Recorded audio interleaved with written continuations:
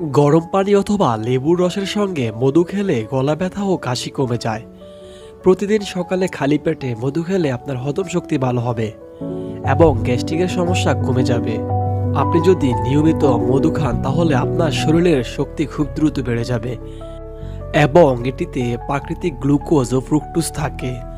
মধু ত্বক মসৃণ ও উজ্জ্বল করে। এটি প্রাকৃতিক ময়েশ্চারাইজার হিসাবেও কাজ করে। আপনি গরম পানির সঙ্গে মধু অথবা লেবুর রস খেলে অতিরিক্ত চর্বি কমাতে আপনাকে সহায়তা করবে। ঘুমানোর আগে 1 চা চামচ মধু খেলে ভালো ঘুম আসে ও মানসিক প্রশান্তি মেলে।